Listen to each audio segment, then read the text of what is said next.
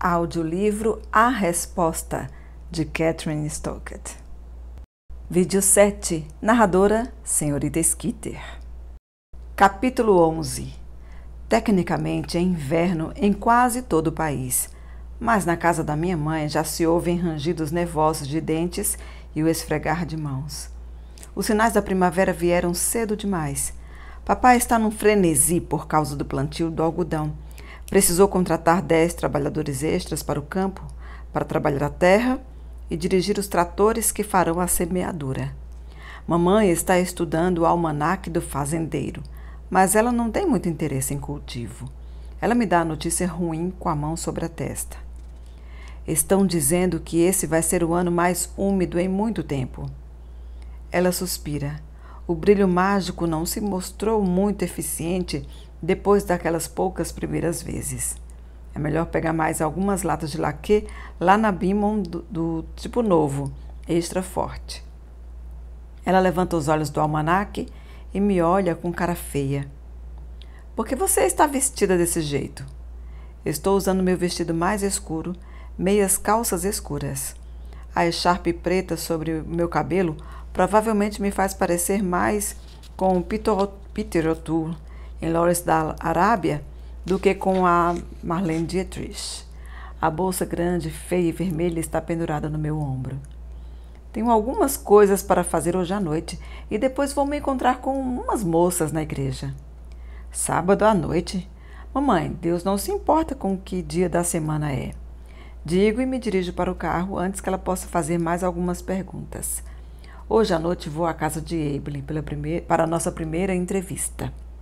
Com o coração acelerado, dirijo rápido nas ruas pavimentadas da cidade, na direção do bairro negro. Nunca sequer me sentei na mesa com um negro que não tivesse sido pago para isso. A entrevista foi postergada por mais de um mês. Primeiro vieram as festas de final de ano e Evelyn precisou trabalhar até tarde quase todas as noites, empacotando presentes e preparando a comida para a ceia de Natal de Elizabeth. Em janeiro comecei a entrar em pânico quando Evelyn ficou gripada. Fiquei com medo de ter demorado tanto que a senhora Stein tivesse perdido o interesse ou mesmo esquecido que havia concordado em ler o material. Dirijo o Cadillac noite adentro, dobrando na Gaston Avenue, onde fica a casa de Evelyn. Eu preferiria usar caminhonete velha, mas mamãe teria suspeitado e papai a estava usando nos campos.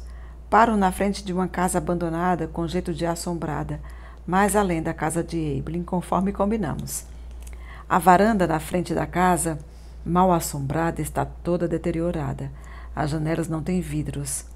Saio para a escuridão, tranco as portas e caminho rápido.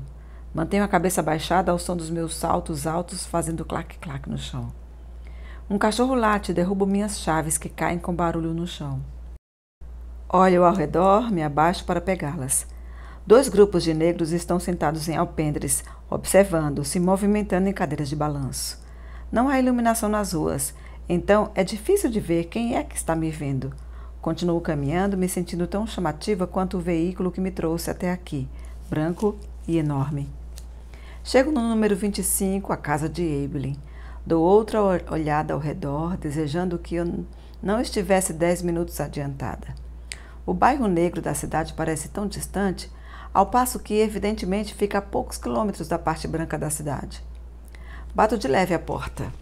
Ouço passos e o barulho de algo sendo fechado lá dentro. Evelyn abre a porta.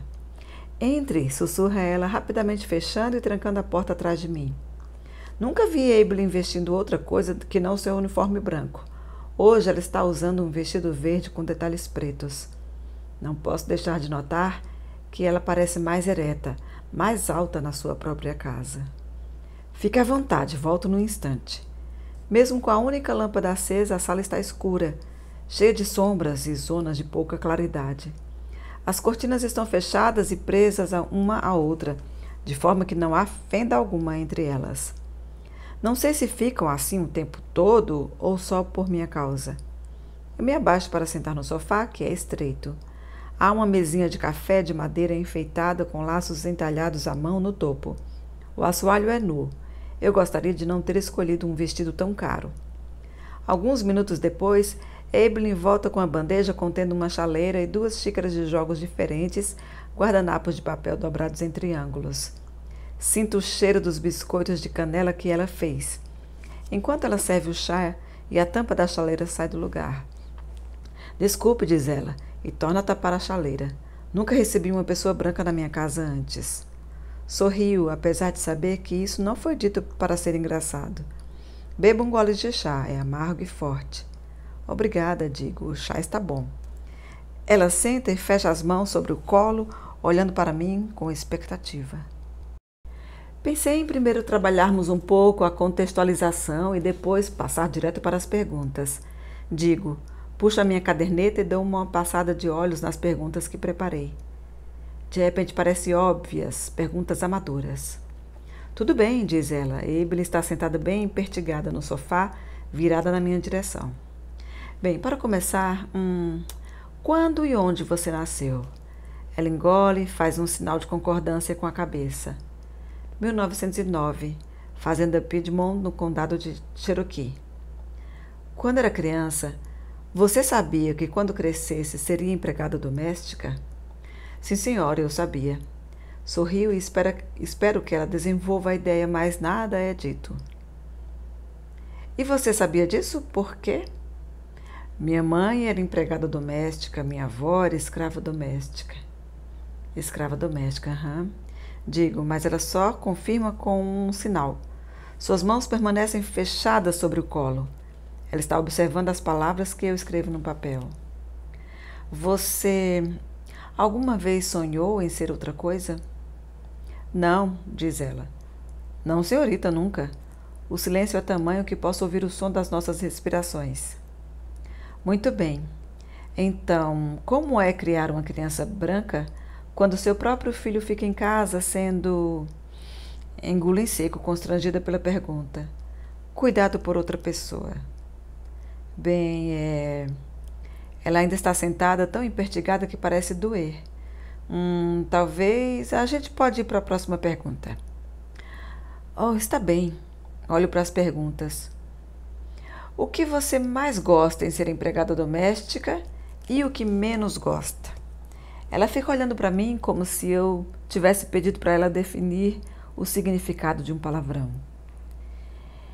Eu acho que cuidar das crianças é a melhor parte, responde ela baixinho.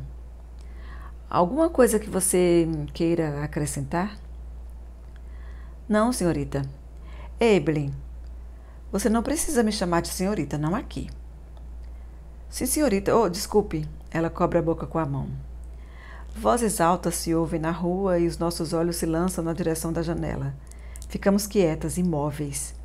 O que aconteceria se um branco me descobrisse ali, num sábado à noite, falando com Evelyn, vestida com suas roupas normais? Será que chamariam a polícia para relatar uma reunião suspeita? Subitamente, tenho certeza de que seria isso que aconteceria. Seríamos presas porque é isso que eles fazem.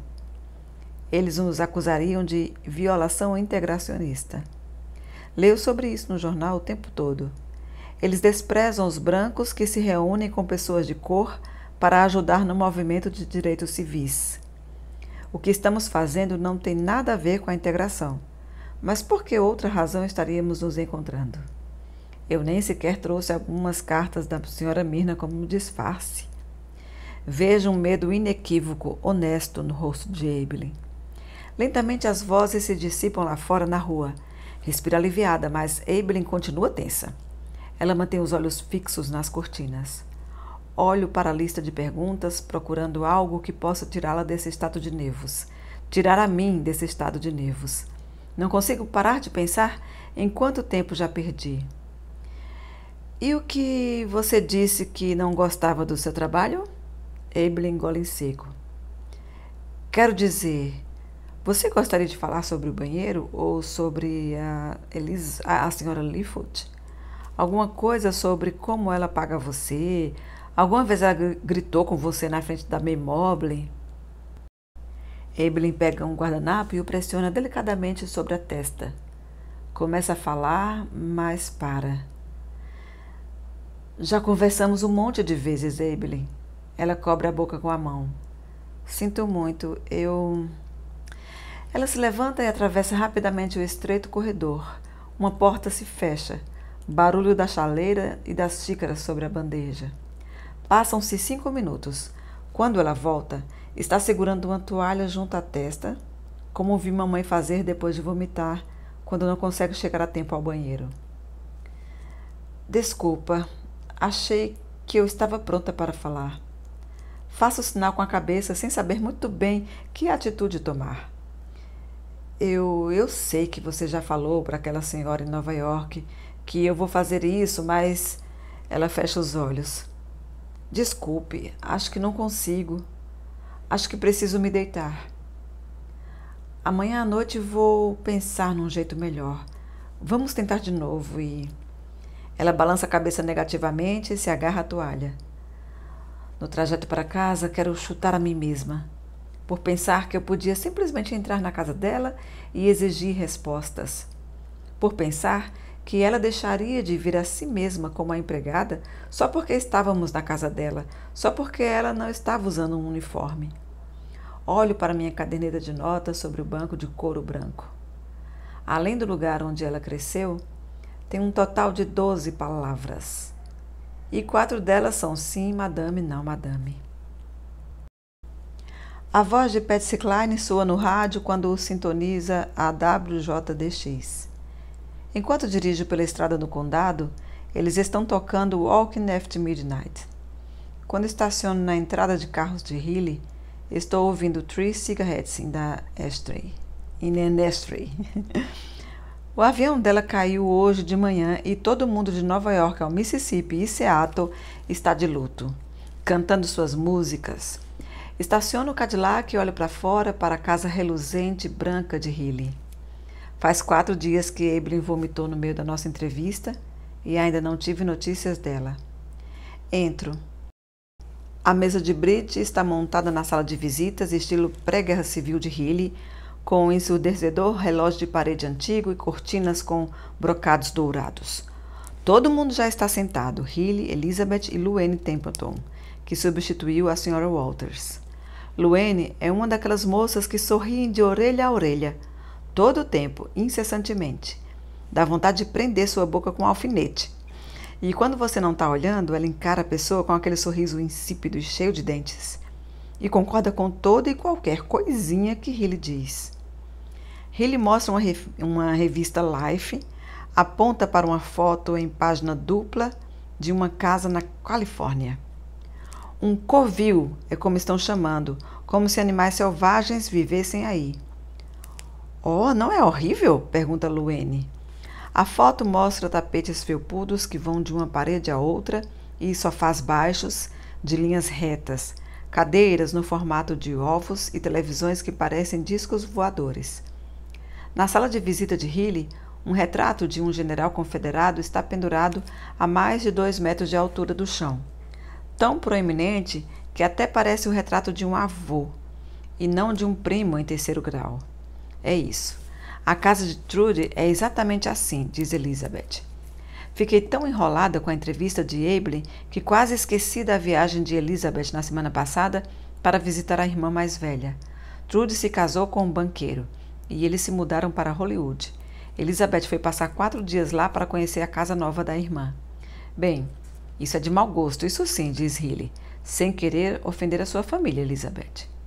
Como é Hollywood? Pergunta Luanne. Oh, um sonho! E a casa de Trudy tem aparelho de TV em todos os cômodos, desse mesmo estilo louco de móveis da era espacial nos quais você mal pode se sentar. Fomos a todos os restaurantes chiques, onde as estrelas de cinema vão comer, e bebemos martinis e vinho da Borgonha. E à noite, o próprio Max Factor, em pessoa, veio até a nossa mesa. Falou com Trudy como se fossem velhos amigos. Ela balança a cabeça, como se tivessem se cruzado no mercado. Elizabeth suspira. Bem, se quer saber, na minha opinião, você ainda é a mais bonita da família, diz Healy. Não que Trudy não seja atraente, mas você é que tem elegância e estilo de verdade. Elizabeth sorri ao ouvir isso, mas volta a franzir o senho. Sem falar que ela tem criadas à disposição todos os dias, todas as horas. Mal precisei me ocupar com May Mobley. Estremeço a esse comentário, mas ninguém mais parece percebê-lo. Riley está de olho na sua empregada, Yulie May, que serve mais chá nos nossos copos. Ela é alta, esguia, quase majestática e tem um corpo muito mais bonito que Riley. Vê-la faz eu me preocupar com Evelyn. Essa semana liguei para a casa dela 2 vezes, mas ninguém atendeu. Tenho certeza de que ela está me evitando. Acho que precisarei ir até a casa de Elizabeth para falar com ela, quer Elizabeth goste ou não. Eu estava pensando que no ano que vem nós podíamos usar o tema de E o Vento Levou para o baile, diz Riley. Talvez alugar a velha mansão Farewell. Que boa ideia, diz Luane. Oh, Skeeter, diz Riley, sei que você odiou não ter ido ao baile este ano. Eu concordo, faz com uma careta de piedade. Menti que estava gripada para evitar ter que ir sozinha ao baile. Vou dizer uma coisa para vocês, avisa Riley. Não vou contratar aquela banda de rock and roll de novo, com todas aquelas músicas que nos obrigam a dançar rápido. Elizabeth deu um tapinha no meu braço. Ela está com a bolsa sobre o colo. Quase me esqueci de lhe entregar isto. Evelyn mandou aquele negócio da senhora Myrna. Mas falei para ela, vocês não vão poder ficar de conversa sobre isso hoje, não depois de todo o tempo que ela perdeu em janeiro. Abri o bilhete. As palavras estão escritas em tinta azul, com uma caligrafia adorável.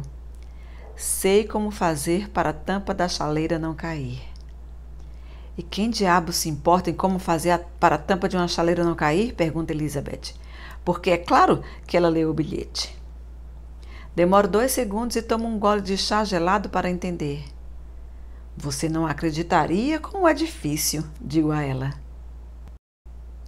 2 dias mais tarde, estou sentada na cozinha da casa dos meus pais, esperando que o sol se ponha. Desisto de resistir e acendo outro cigarro, apesar de ontem à noite o secretário de saúde ter aparecido na televisão e balançado o dedo para todo mundo, tentando nos convencer de que fumar vai nos matar. Mas a mamãe uma vez me disse que beijo de língua me deixaria cega, e estou começando a pensar que é tudo um grande complô entre o secretário da saúde e a minha mãe, para fazer com que ninguém mais se divirta. Às 8 em ponto da mesma noite, desço a pé a rua de Evelyn, tão discretamente quanto possível, quando se está carregando uma máquina de escrever Corona de mais de 20 quilos. Bato a porta fraquinho, louca por outro cigarro que me acalme os nervos. Evelyn responde e me esgueiro porta dentro. Ela está usando o mesmo vestido verde e os mesmos sapatos pretos sóbrios da outra vez. Tento sorrir, aparentando confiança de que dessa vez vai funcionar, apesar da ideia que ela me explicou ao telefone. Será que poderíamos nos sentar na cozinha desta vez? Você se importa? Pergunto. Não tem problema. Não tem nada para olhar, mas venha. A cozinha tem cerca de metade do tamanho da sala de estar. E é mais quente. Cheira a chá e a limão. O linóleo preto e branco do chão é fino, de tanto ter sido escovado. O tamanho da bancada é suficiente apenas para o jogo de porcelana. Coloco a máquina de escrever em uma mesa vermelha arranhada, abaixo da janela. Evelyn começa a verter água quente no bule de chá. Oh, para mim não precisa, obrigada, digo e pego minha bolsa. Eu trouxe umas garrafas de Coca-Cola, quer uma? Tentei pensar em maneiras de fazer Evelyn se sentir mais confortável. Número 1. Não fazê-la sentir que precisa me servir. Ora, que gentil, de todo jeito, normalmente só bebo chá. Mais tarde. Ela traz o abridor de garrafas e 2 copos. Bebo a minha direto da garrafa e, vendo isto, ela afasta os copos e faz o mesmo. Depois que Elizabeth me entregou o bilhete, liguei para Evelyn e escutei, cheia de esperança, ela me contar sua ideia, de que ela escreveria com suas próprias palavras, e então me mostraria o que escreveu. Tentei mostrar entusiasmo, mas sei que vou precisar reescrever tudo que ela registrar, gastando ainda mais tempo. Pensei que podia facilitar as coisas se ela pudesse ver seu texto datilografado, em vez de eu ler e dizer a ela que não vai funcionar desse jeito. Sorrimos uma para a outra. Tomo um gole da minha Coca-Cola e aliso minha blusa. Bem, digo, Evelyn tem um caderno espiral à sua frente. Quer que eu comece a ler? Claro, digo. Nós duas respiramos fundo e ela começa a ler com a voz lenta e estável. O primeiro neném branco que eu cuidei se chamava Alton Carrington Spears. Era 1924 e eu tinha acabado de fazer 15 anos. Alton era um bebê comprido, magrinho, com cabelo fino que nem cabelo de milho. Começo a digitar enquanto ela lê as palavras ritmadamente, pronunciando-as com mais clareza do que o normal. Todas as janelas daquela casa imunda foram pintadas fechadas por dentro, embora fosse a casa grande, com um gramado grande. Eu sabia que o ar era ruim, eu mesma me sentia mal. Espere, digo. Escrevi gramado grande, assopro o corretivo, datilografo novamente. Tudo bem, pode continuar. Quando a mãe morreu, 6 meses depois, lê ela. De doença nos pulmões, eles quiseram continuar comigo para criar o Alton, até que eles se mudaram para Memphis. Eu amava aquele neném e ele me amava. E foi aí que descobri que eu sabia como fazer as crianças terem orgulho delas mesmas. Quando ela contou a ideia, eu não quis insultá-la. Tinha tentado dissuadi-la ao telefone. Escrever não é tão fácil assim e você não teria tempo para isso, de qualquer forma, Evelyn. Não com emprego de tempo integral. Não pode ser muito diferente de escrever as minhas rezas todas as noites. Essa era a primeira coisa interessante que ela me contava sobre ela mesma desde que havíamos começado o projeto. Então agarrei a oportunidade ali mesmo. Então você não diz as suas rezas? Nunca contei isso para ninguém antes, nem para Minnie. Acho que consigo explicar melhor as coisas quando escrevo. Então é isso que você faz nos finais de semana? Perguntei, no seu tempo livre? Gostei da ideia de capturar a vida dela fora do trabalho, quando ela não ficava sob a vigilância de Elizabeth Leafoot. Oh não, escrevo 1 hora por dia, às vezes 2. Muita cura para pedir, muita gente doente na cidade. Fiquei impressionada, era mais do que eu escrevi há alguns dias. Acabei falando para ela que devíamos fazer a mesma coisa, o projeto só para retomar. Evelyn fez uma pausa para respirar, toma um gole de Coca-Cola e continua lendo. Ela recua até seu primeiro emprego aos 13 anos, limpando o serviço de prata estilo Francisco I na mansão do governador. Ela lê que, na primeira manhã de trabalho, cometeu um erro no quadro onde se anotava o número de peças do faqueiro para que se soubesse que ela não havia roubado nada. Voltei para casa aquela manhã, depois de ter sido despedida, e fiquei parada do lado de fora da casa usando meus sapatos novos de trabalho. Os sapatos pelos quais minha mãe tinha pago o valor de 1 mês de conta de luz. Acho que foi aí que entendi o que era vergonha. E também a cor da vergonha. Vergonha não é escura como pó, como eu sempre pensei que fosse. A vergonha é da cor do seu uniforme branco novo em folha que sua mãe pagou com suor de noites a fio, passando roupas para fora, branco, sem nenhuma mancha de sujeira deixada pelo trabalho. Evelyn levanta os olhos para ver o que eu penso. Paro de datilografar. Eu tinha imaginado que as histórias seriam melosas, dramáticas. Então me dou conta de que as coisas estão saindo melhor do que a encomenda. Ela continua lendo. Então eu vou lá e arrumo o armário e antes de eu me dar conta, aquele menininho conseguia machucar os dedos naquele exaustor que eu tinha pedido 10 vezes para ela mandar consertar. Nunca vi tanto sangue sair de uma pessoa. Então peguei o menino, peguei os 4 dedinhos dele, levei ele até o Hospital dos Negros porque eu não sabia onde ficava o Hospital dos Brancos. Mas quando cheguei lá, um negro me parou e perguntou: "Esse menino é branco?" As teclas da máquina de escrever soam como granizo no teclado. Evelyn está lendo mais rápido e eu ignoro os erros que cometo, pedindo para ela parar apenas quando preciso trocar de página. A cada 8 segundos, eu empurro o carro da máquina para a direita. E eu digo, sim, senhor. E ela pergunta, isso são os dedos brancos dele? E eu respondo, sim, senhor. E ele diz, bem, é melhor você dizer para eles que ele é amarelo, pois aquele médico de cor não vai operar um menino branco no hospital de pretos. Então um policial branco me para e diz: Ei, olha aqui. Ela para, levanta os olhos. O claque-claque da máquina cessa. O quê? O policial disse: Olha aqui o quê? Bem, foi só isso que eu escrevi. Precisei sair para pegar o ônibus para ir para o trabalho hoje de manhã. Aperto a tecla de retorno e soa a campainha da máquina de escrever. Evelyn e eu olhamos nos olhos uma da outra. Acho que no final das contas isso pode funcionar. Capítulo 12.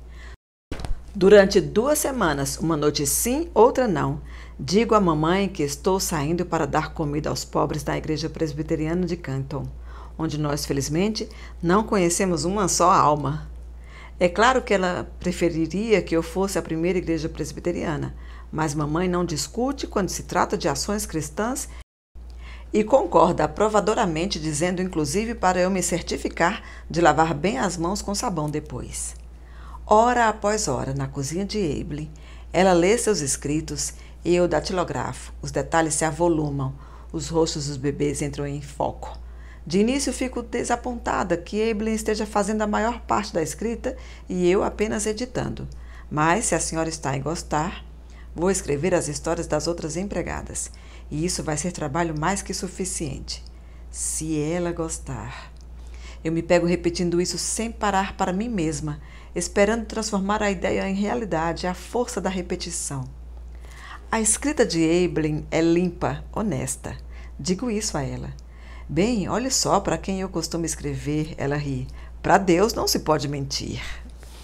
Antes de eu nascer, ela chegou a colher algodão durante 1 semana em Longleaf, na fazenda da minha própria família. Certa feita, ela começa a falar em Constantine sem eu pedir. Senhor, aquela Constantine sabia cantar, como um anjo puro sangue na frente da igreja. Dava arrepios em todo mundo ouvir aquela voz sedosa dela. E quando ela parou de cantar, quando teve de dar o neném para... Aqui ela para, olha para mim. Retoma. Bem, assim são as coisas. Digo para mim mesma, não a pressione. Eu queria poder ouvir tudo o que ela sabe sobre Constantine, mas vou esperar até que tenhamos terminado essas entrevistas. Não quero colocar nada entre nós agora. Alguma notícia de Minnie? Pergunto. Se a senhora está a gostar, digo praticamente cantarolando as palavras já familiares. Quero ter a próxima entrevista já acertada. Evelyn balança a cabeça. Perguntei a ela 3 vezes e ela ainda diz que não vai fazer. Acho que está na hora de eu acreditar nela. Tento não demonstrar minha inquietação. Talvez você possa convidar outras pessoas. Ver se alguém se interessa. Tenho certeza de que Evelyn teria melhores chances do que eu de convencer alguém. Evelyn fez que sim. Tenho mais umas para convidar. Mas quanto tempo você acha que vai demorar para essa senhora dizer se gostou? Encolho os ombros. Não sei. Se colocarmos no correio na semana que vem, talvez tenhamos alguma notícia dela lá pela metade de fevereiro. Mas isso não posso garantir. Evelyn aperta os lábios, olha para baixo, para suas páginas. Vejo algo em que não havia reparado antes. Expectativa, uma faísca de excitação. Fiquei tão envolvida comigo mesma que não me ocorreu que Evelyn pudesse estar tão entusiasmada quanto eu com o fato de que uma editora de Nova York vai ler a sua história. Sorrio e respiro fundo, minha esperança se fortalecendo. Na nossa 5ª sessão, Evelyn lê para mim sobre o dia em que Trilor morreu. Ela lê sobre como o corpo quebrado de Trilor foi jogado na caçamba de uma picape pelo mestre de obras. E então largaram ele no Hospital dos Negros. Foi isso que a enfermeira me contou. A enfermeira que estava lá fora na hora. Rolaram ele para fora da caçamba e os brancos foram embora. Evelyn não chora, apenas deixa um tempo se passar, enquanto eu olho para a máquina de escrever e ela para as lajotas escuras e gastas. Na 6ª sessão, Evelyn diz: Fui trabalhar para Dona Lifford em 1960, quando meu imóvel tinha 2 semanas. E sinto que atravessei um pesado umbral de confiança. Ela descreve a construção do banheiro da garagem. Admite que agora gosta que ele esteja lá. É mais fácil do que ouvir Riley reclamar sobre ter que dividir o banheiro com a empregada. Ela me diz que uma vez eu comentei que pessoas de cor vão muito à igreja. Ela não esqueceu isso. Estremeço, me perguntando o que mais eu disse, sem nunca ter suspeitado que a empregada estivesse ouvindo ou que desse bola. Uma noite ela diz: eu estava pensando. Mas então ela para. Levanta os olhos da máquina de escrever e espero. Foi necessário Evelyn vomitar para eu aprender a lhe dar o tempo de que ela precisa. Eu estava pensando que eu devia ler um pouco. Pode me ajudar com a minha escrita. Vá até a biblioteca da State Street. Eles têm uma sala cheia de escritores sulistas. Faulkner, Eudora Welty. Evelyn limpa a garganta. Você sabe que pessoas de cor não podem entrar naquela biblioteca. Fico ali sentada por um segundo, me sentindo uma idiota. Não posso acreditar que eu esqueci disso. A Biblioteca dos Negros deve ser muito ruim. Alguns anos atrás, houve um protesto na Biblioteca dos Brancos que saiu nos jornais. Quando a multidão de negros apareceu para a manifestação, a polícia simplesmente recuou e soltou os pastores alemães. Olho para Evelyn e me lembro mais uma vez do risco que ela está correndo ao falar comigo. Eu pego os livros para você com todo prazer, digo. Evelyn vai correndo até o quarto e volta com uma lista. Melhor eu marcar aqueles que eu quero ler antes. Estou na fila de espera para O Sol é para Todos, na Biblioteca Carver, há quase 3 meses. Vamos ver. Observe enquanto ela vai marcando os títulos dos livros. As Almas da Gente Negra, de W.E.B. Du Bois, poemas de Emily Dickinson, qualquer livro, As Aventuras de Huckleberry Finn. Li alguns desses na escola, mas não cheguei a terminar. Evelyn continua marcando, parando para pensar qual ela quer ler a seguir. Você quer um livro de Sigmund Freud? Oh, as pessoas são loucas, ela acena a cabeça afirmativamente. Adoro ler sobre a cabeça, como a cabeça funciona. Você já sonhou alguma vez que estava caindo num lago? Ele diz que você está sonhando com seu próprio nascimento. A dona Frances, para quem eu trabalhei em 1957, ela tinha todos os livros dele. No 12º título, eu preciso saber. Evelyn, há quanto tempo você vem querendo me pedir isso? Se eu pegaria esses livros para você? Há um tempo, ela encolhe os ombros. Acho que tenho medo de falar nisso. Você achou que eu iria recusar? Essas são as regras brancas. Não sei qual das regras você está seguindo e quais não está. Olhamos uma para a outra durante um momento. Estou cansada de regras, digo. Evelyn ri e olha para fora da janela. Perceba então quão débil essa revelação deve lhe parecer. Durante 4 dias seguidos, eu me sento à máquina de escrever no meu quarto. 20 das minhas páginas datilografadas, cheias de palavras riscadas e circuladas à caneta vermelha, se tornam 31 páginas em papel Strathmore branco. Redijo uma curta biografia de Sarah Ross, o nome que Evelyn usou, em homenagem à sua professora da 6ª série, que morreu há 2 anos. Coloco sua idade, a profissão de seus pais. Em seguida vêm as histórias de Evelyn, exatamente como ela as escreveu, simples, diretas. No 3º dia, mamãe grita da escada para perguntar o que diabos estou fazendo ali em cima o dia todo e eu grito respondendo lá para baixo. Só estou datilografando algumas anotações sobre a Bíblia. Estou anotando todas as coisas que eu adoro em Jesus. Ouço ela dizer para o papai na cozinha depois do jantar. Ela está aprontando alguma. Carrego pela casa a pequena Bíblia branca que ganhei de batismo para tornar tudo mais verossímil. Leio e releio e então levo as páginas para Evelyn à tardinha e ela faz o mesmo. Ela sorri e acena afirmativamente nas partes boas em que todo mundo se dá bem. Mas nas partes ruins, ela tira os óculos de leitura e diz: sei que fui eu que escrevi, mas você quer mesmo incluir a parte sobre o... E eu digo, sim, quero. Mas eu mesma estou surpresa com o conteúdo dessas histórias. Sobre refrigeradores separados para os negros na mansão do governador. Sobre mulheres brancas tendo ataques com os filhos de 2 anos por causa de um guardanapo amassado. Sobre bebês brancos chamando Evelyn de mamãe. Às 3 da manhã, com apenas 2 marcações de correção no que são agora 27 páginas, Enfio o manuscrito em um envelope amarelo. Ontem fiz um telefonema interurbano para o escritório da Sra. Stein. A secretária dela, Ruth, disse que ela estava numa reunião.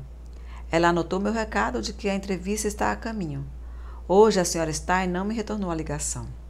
Seguro o envelope grudado ao coração e quase choro de cansaço, de dúvida. Posto o envelope na agência dos Correios de Canton na manhã seguinte. Volto para casa e me deito na minha velha cama de ferro, preocupada com o que vai acontecer, se ela gostar. E se Elizabeth ou Riley descobrirem o que estamos fazendo? E se Evelyn for demitida ou mandada para a prisão?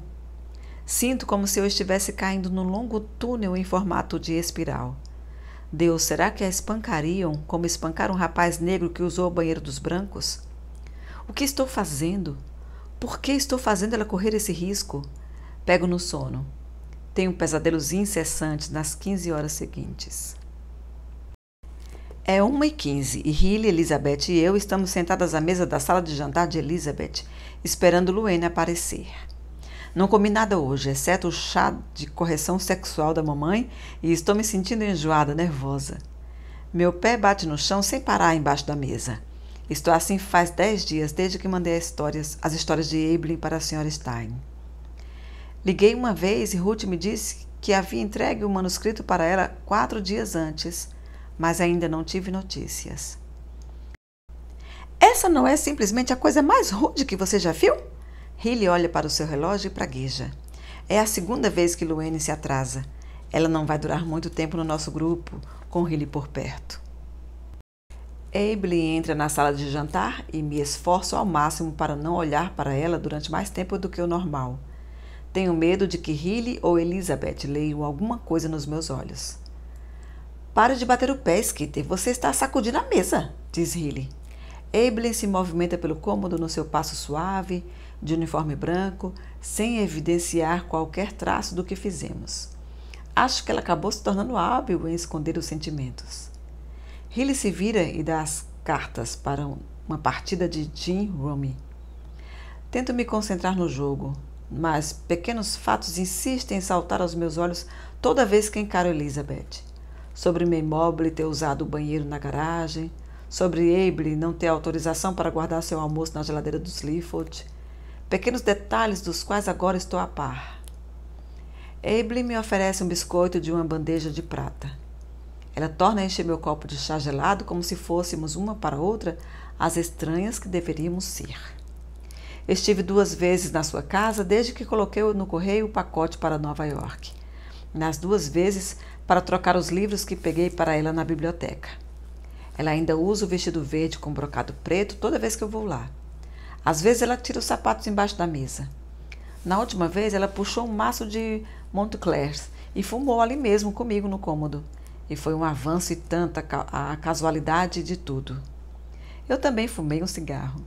Agora ela está limpando meus farelos com a escovinha de mesa de prata que eu dei a Elizabeth e a Riley de presente de casamento.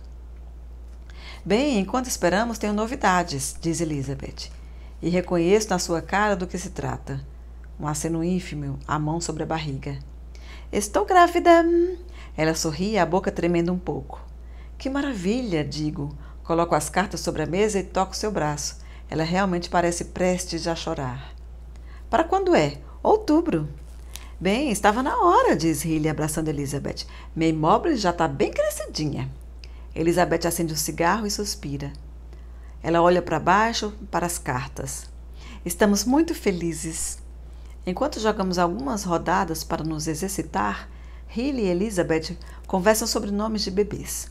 Tento contribuir para a conversa. Com certeza, Riley, se for menino, acrescento. Riley fala sobre a campanha eleitoral de William. Ele está concorrendo ao Senado no estado do Mississippi no próximo ano, apesar de não ter experiência em política. Dou graças a Deus quando Elizabeth diz para Evelyn servir o almoço. Quando Evelyn volta com as galantinas, Riley se impertiga na cadeira. Evelyn, tem um casaco velho para você e um saco de roupas da casa da Sra. Walters.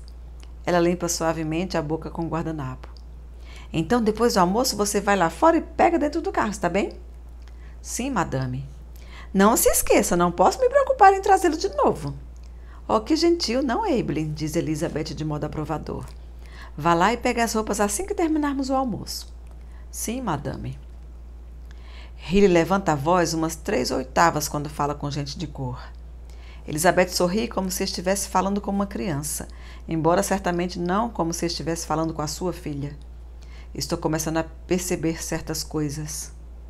Quando Luann Templeton aparece, já terminamos nossos camarões e o purê de milho e estamos começando a sobremesa. Riley revela uma inclinação surpreendentemente magnânima.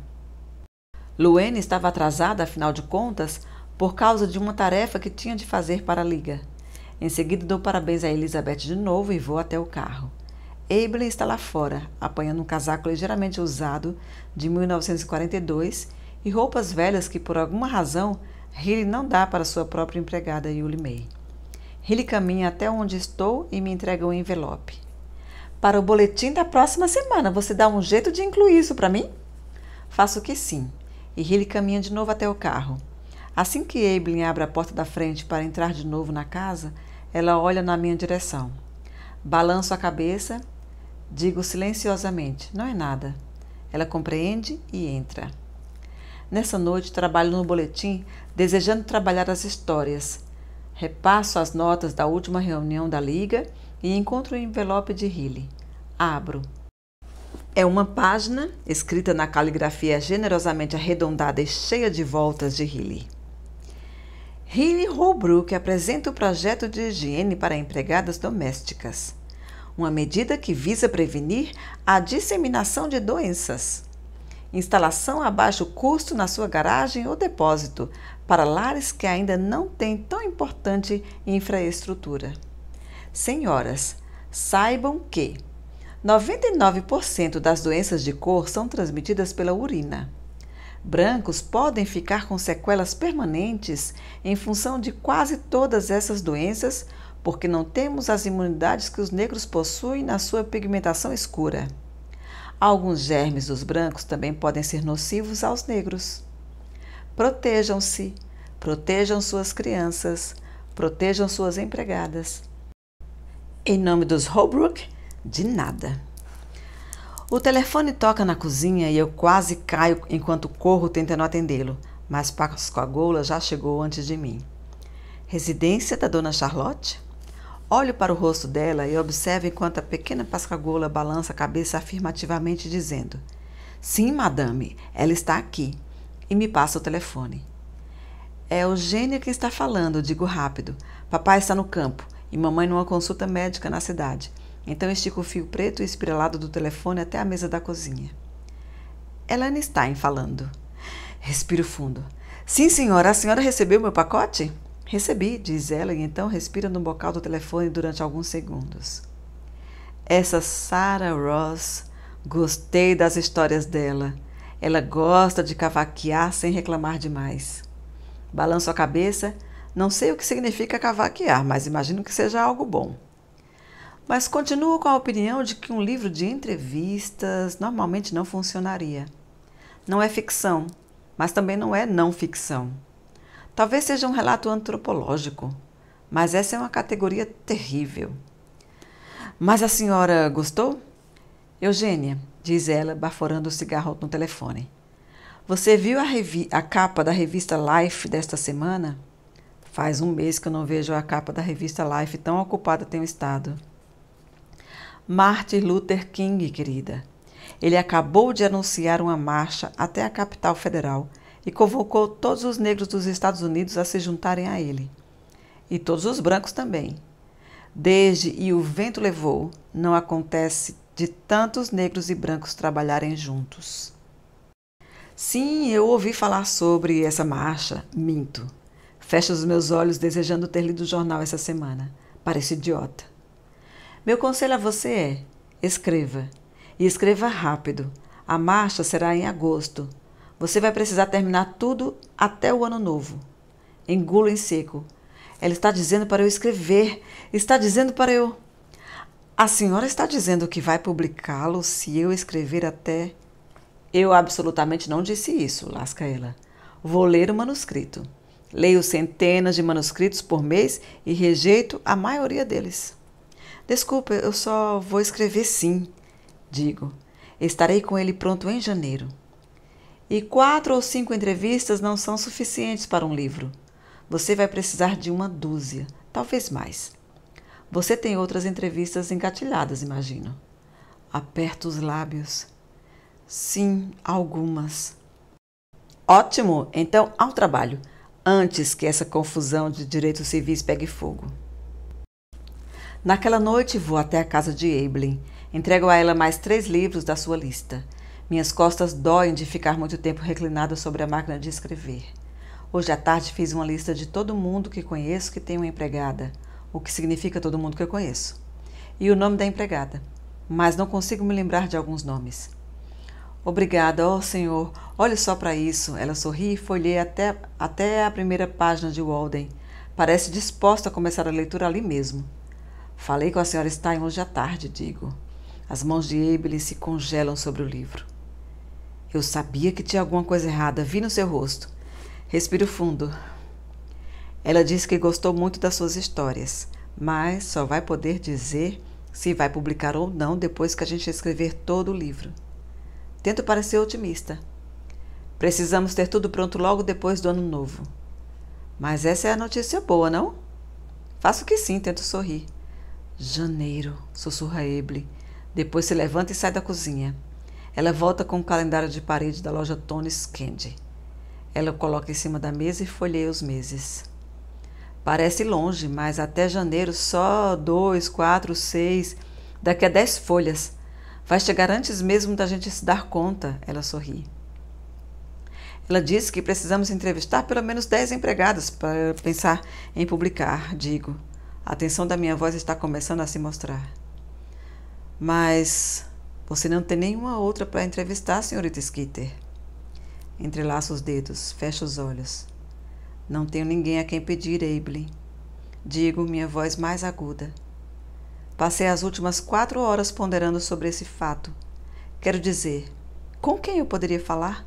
Pascoa Gola? Se eu falar com ela, minha mãe vai descobrir. Não sou eu quem conhece outras empregadas.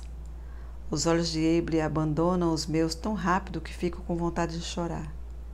Merda, Skeeter. Qualquer barreira entre nós que tenha sido derrubada nos últimos meses, eu acabei de reconstruir em questão de segundos. Desculpe, apresso-me em dizer. Me desculpe por ter levantado a voz. Não tem problema. Essa era a minha tarefa, conseguir outras empregadas. E a de Luene, digo em voz baixa, sacando minha lista. Como é o nome dela? Luvênia? Você a conhece? Eibelin faz que sim. Perguntei a ela. Seus olhos ainda estão olhando para o próprio colo. O neto dela é aquele que ficou cego. Ela diz que sente muito, mas que precisa se concentrar em cuidar dele. E a empregada de Hilly, Willie May, você perguntou a ela? Ela disse que está ocupada demais tentando fazer os filhos entrarem na faculdade no ano que vem. Tem algumas outras empregadas que vão à sua igreja? Você perguntou a elas? Eibelin fez que sim. Todas têm uma desculpa. A verdade é que estão com medo. Mas quantas? Para quantas você perguntou? Eibelin pega seu caderno e folheia algumas páginas. Seus lábios se movem, contando em voz baixa. 31, diz Eibelin. Solta a respiração. Nem havia me dado conta de que estava segurando. É um monte, digo. Eibelin finalmente olha para mim. Eu não queria contar para você, diz ela, e rugas tomam conta da sua testa. Não antes da gente ter notícia da senhora. Ela tira os óculos, dá para ver a profunda preocupação no seu rosto. Ela tenta escondê-la com um sorriso trêmulo. Vou perguntar de novo para elas, diz, reclinando-se para frente. Está bem, suspiro. Ela engole em seco, balança a cabeça afirmativamente para me fazer entender que está falando sério. Por favor, não desiste de mim. Deixa eu continuar junto no projeto. Fecha os olhos. Preciso não olhar para o seu rosto inquieto por um momento. Como pude levantar a voz para ela? Eibelin, está tudo bem, nós estamos juntas nisso. Alguns dias depois, estou sentada na cozinha, onde está quente e entediada, fumando um cigarro, algo que aparentemente não consigo parar de fazer nos últimos tempos. Acho que posso estar viciada. O Sr. Golden gosta de usar essa palavra. Esses idiotas são todos viciados. Ele me chama no escritório dele de vez em quando, passa pelos artigos daquele mês com um lápis vermelho, marcando e riscando e grunhindo. Esse material está bom, diz ele. Você está bem? Estou bem, respondo. Ótimo, então. Antes de eu sair, a recepcionista gorda me entrega meu cheque de $10. Isso é mais ou menos tudo o que há para contar sobre o meu trabalho como senhora Myrna. A cozinha está quente, mas preciso sair do meu quarto, onde só consigo me preocupar porque nenhuma outra empregada concordou em trabalhar conosco. Além disso, preciso fumar aqui, pois é praticamente o único cômodo da casa que não tem um ventilador de teto para jogar cinza para todo lado.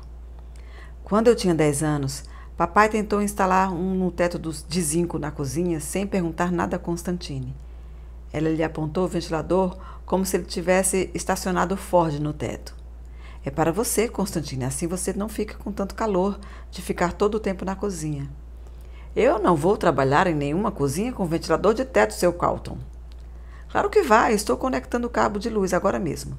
Papai desceu da escada. Constantine encheu uma panela com água. Vamos lá, suspirou ela. Ligue o ventilador, então. Papai ligou o interruptor.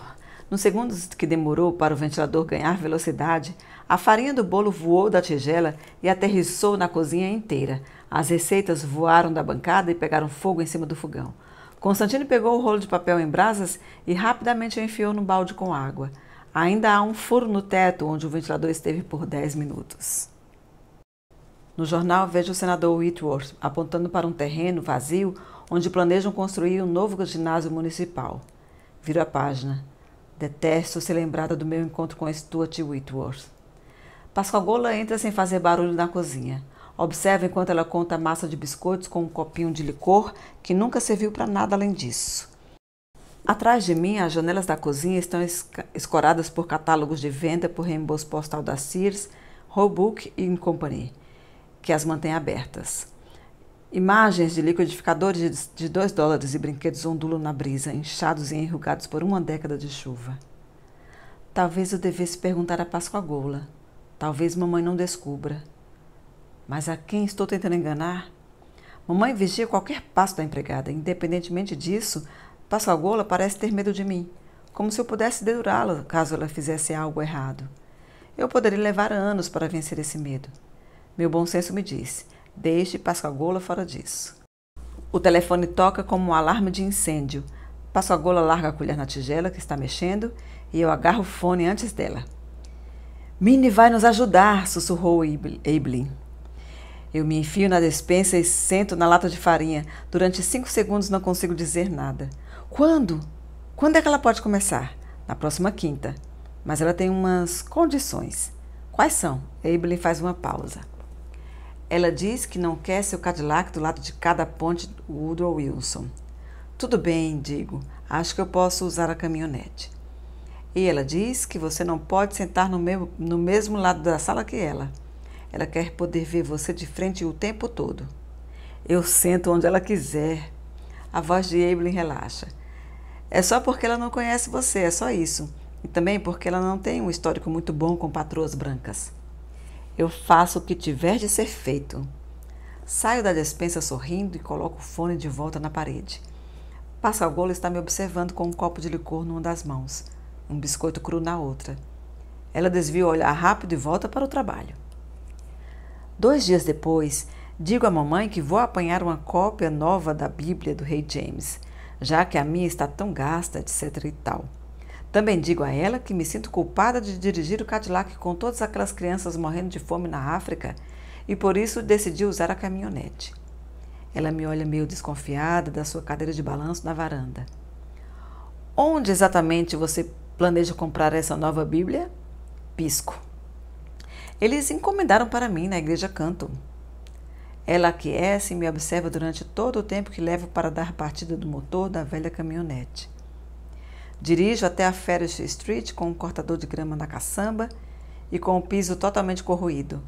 Sob meus pés, posso ver flashes da pavimentação da rua, mas pelo menos não estou rebocando um trator. Abeline abre a porta e eu entro. No canto mais fundo da sala, Minnie está parada com os braços cruzados sobre os enormes peitos. Eu já a conhecia das poucas vezes que Hilly permitiu que a Sra. Walters recebesse o clube de bridge. Tanto Minnie quanto Abe ainda estão usando os uniformes brancos.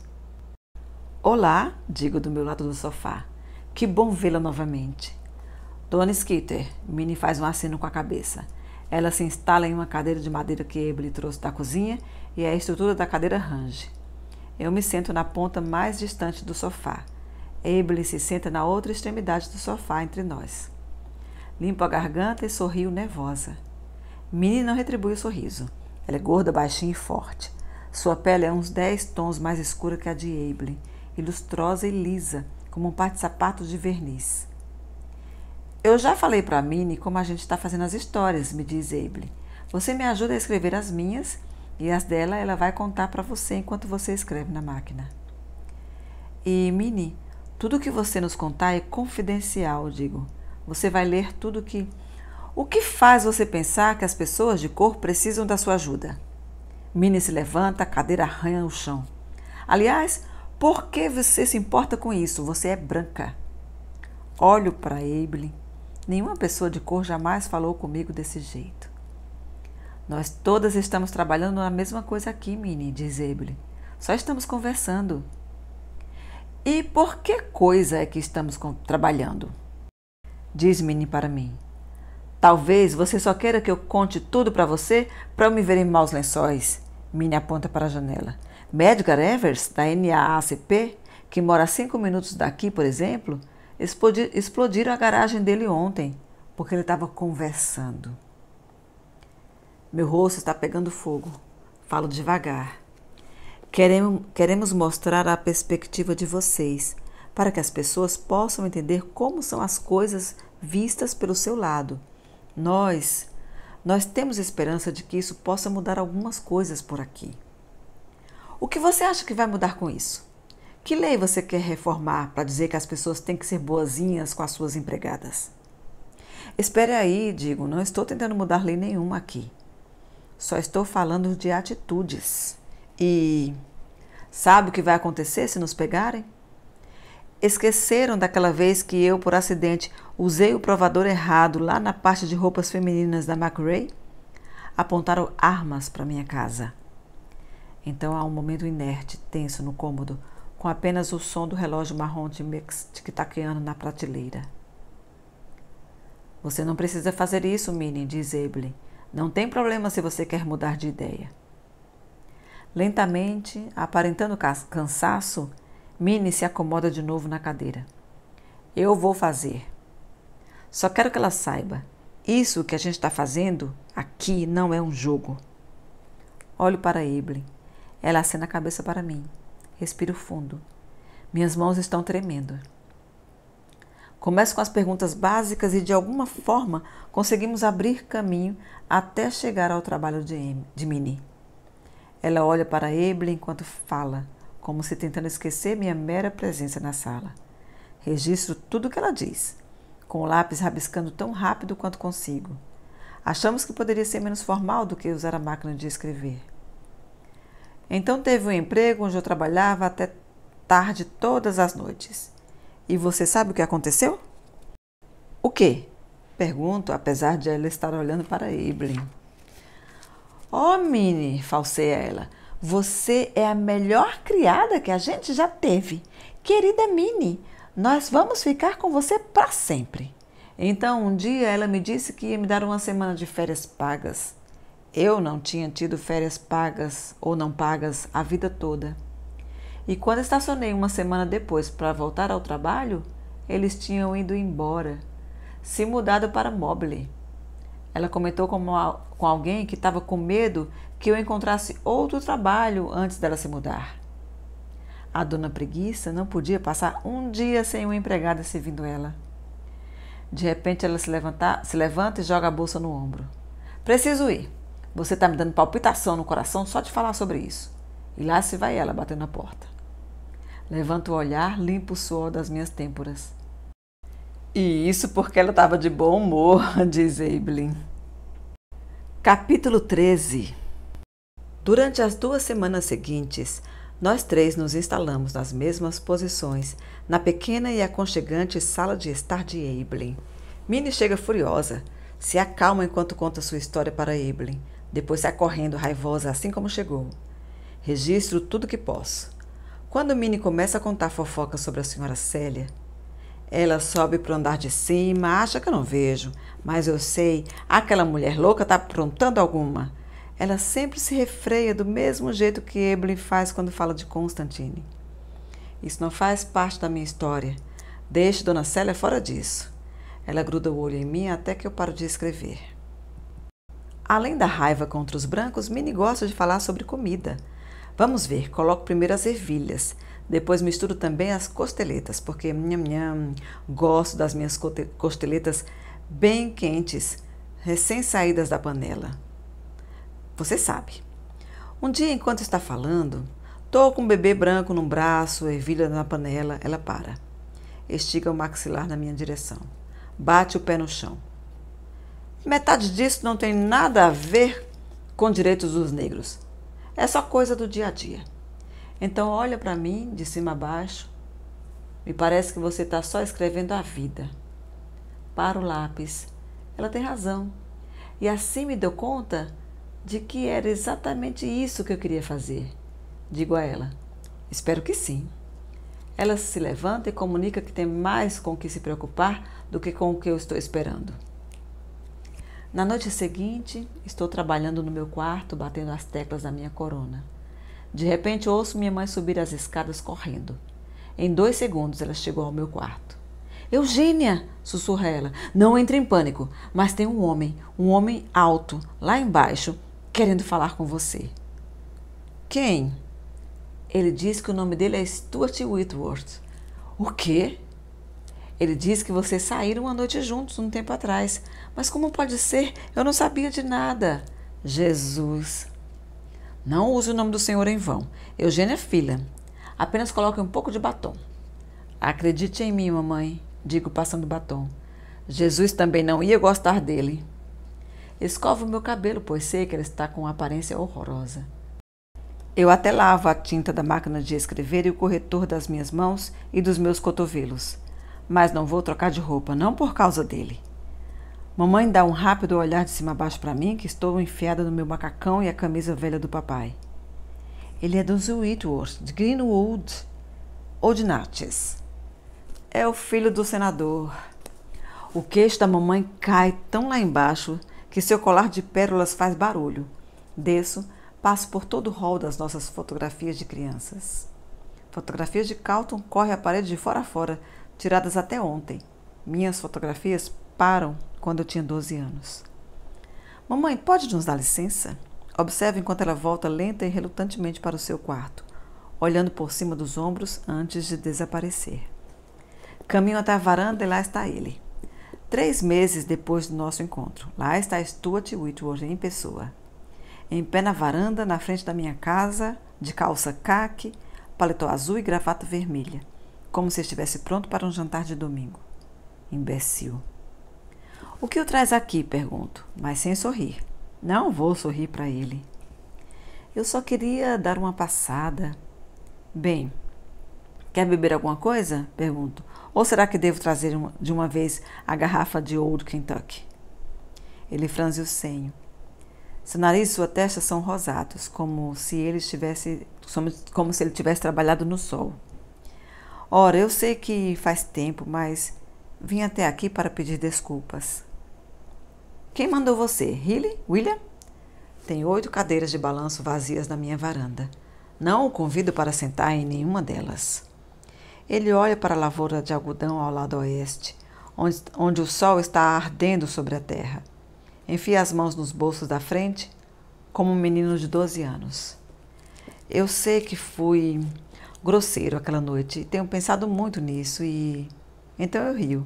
Tão constrangida estou de pensar que ele tenha ido até lá para me lembrar isso. Olhe, diz ele, eu disse a Hilly 10 vezes que não estava pronto para nenhum tipo de encontro. Eu não estava nem perto de estar pronto. Cerro os dentes. Não consigo acreditar que sinto calor de lágrimas.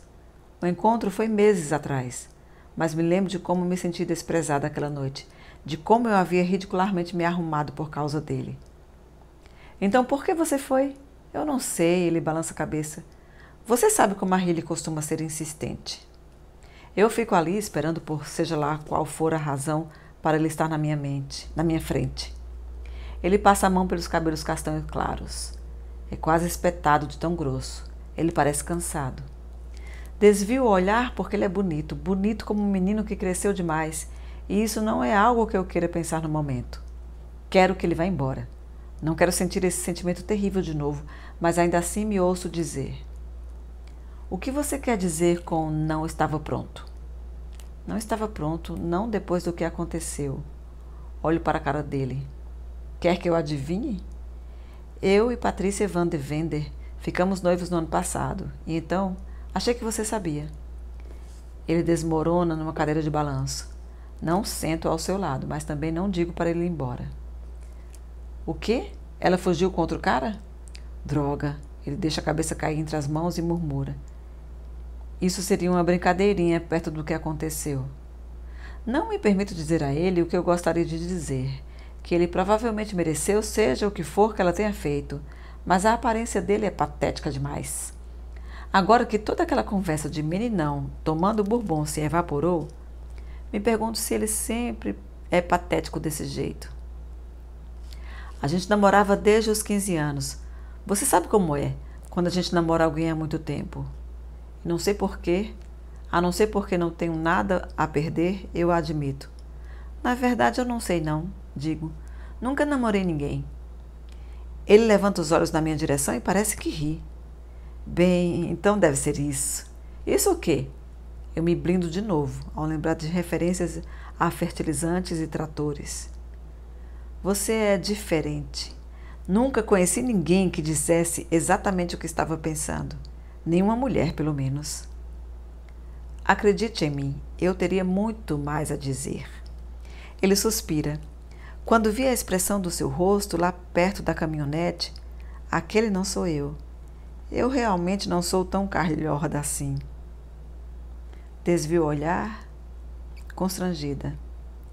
Estou começando a entender o que ele disse, que apesar de eu ser diferente, talvez não seja no sentido estranho ou anormal, do jeito garota alta demais, mas talvez seja num bom sentido.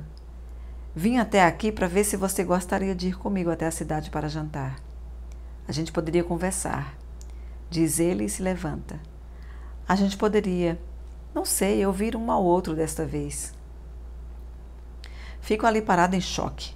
Os olhos dele são azuis e límpidos e estão fixos em mim, como se a minha resposta pudesse de fato significar algo para ele. Inspiro ar profundamente, prestes a dizer sim. Quero dizer porque de todas as pessoas recusaria. E ele morde o lábio inferior, esperando. E então eu me recordo de como ele me tratou como se eu fosse nada, de como ele encheu a cara, tão infeliz estava de se ver ao meu lado. Lembro que ele me disse que eu cheirava fertilizante. Levei 3 meses para deixar de pensar nesse comentário. Não, falo de uma vez, obrigada, mas realmente não consigo pensar em nada pior. Ele acena a cabeça e olha para os próprios pés. Então ele desce os degraus da varanda. Me desculpe, diz ele, e vejo que deixou a porta do carro aberta. Foi isso que vim aqui dizer e, bem, acho que disse. Fico parada na varanda ouvindo os sons vazios do anoitecer, o barulho do cascalho sob os pés de Stuart, os cachorros se mexendo na primeira escuridão. Por um segundo me lembro de Charles Gray, meu único beijo de toda a vida. De como fugi de alguma forma com a certeza de que o beijo não havia sido para mim. Stuart entra no carro e ouço o barulho da porta se fechando. Ele levanta o braço de forma que o seu cotovelo se projeta para a janela aberta, mas ele mantém os olhos abaixados. Me dê apenas 1 minuto, grito para ele. Deixa eu pegar um suéter. Ninguém diz para nós, moças que nunca saem com rapazes, que relembrar pode ser tão bom quanto os acontecimentos em si. Mamãe faz todo o caminho das escadas até o 3º andar e fica postado ao meu lado na minha cama, mas eu faço de conta que ainda estou dormindo, porque a única coisa que quero é relembrar mais um pouquinho. Fomos ontem até o Robert e Lee para jantar. Enfiei um suéter azul claro e uma saia tubinho branca. Até deixei a mamãe escovar meu cabelo, tentando abufar suas nervosas e complicadas instruções. E não se esqueça de sorrir. Homens não querem saber de moça de cara feia a noite toda. E não me sente que nem uma índia. Cruze os... Espera aí, as pernas ou os tornozelos? Os tornozelos. Você não lembra nada da aula de etiqueta da senhora Heimer? E minta para ele dizendo que você vai à igreja todos os domingos. E de jeito nenhum mastiga o gelo na mesa. É horrível. E se a conversa começar a esfriar, conte a ele sobre o nosso primo, que é membro do Conselho Municipal de Kosciuszko. Enquanto escovava e alisava e escovava, mamãe não parava de perguntar como eu a havia conhecido e o que tinha acontecido no nosso encontro, mas consegui me desvencilhar de debaixo dos seus braços e desci correndo as escadas, tremendo com meu próprio encanto e nervosismo. Quando Stuart e eu finalmente entramos no hotel e nos sentamos e colocamos os guardanapos no colo, o garçom disse que iriam fechar em pouco tempo. Só poderiam nos servir uma sobremesa. Então Stuart ficou quieto. O que você quer, Skeeter? Perguntou ele. E eu estava meio tensa nesse momento, esperando que ele não estivesse planejando se embriagar de novo. Vou tomar uma Coca-Cola com bastante gelo. Não, ele sorriu. Quero dizer, na vida. O que você quer? Respirei fundo, sabendo que mamãe me aconselharia a dizer. Filhos fortes e saudáveis, um marido de quem cuidar, eletrodomésticos novos e reluzentes, com os quais eu possa cozinhar refeições deliciosas e saudáveis. Quero ser escritora, disse, jornalista, talvez romancista, talvez os dois. Ele levantou o queixo e então me olhou bem nos olhos. Gosto disso, disse ele e continuou me olhando. Tenho pensado em você. Você é inteligente, você é bonita, você é, ele sorriu, alta. Bonita? Comemos soufflé de morango e cada um tomou um cálice de Chablis. Ele me explicou como se faz para ver se há petróleo num campo de algodão. E eu contei que eu, a recepcionista, éramos as únicas mulheres trabalhando no jornal.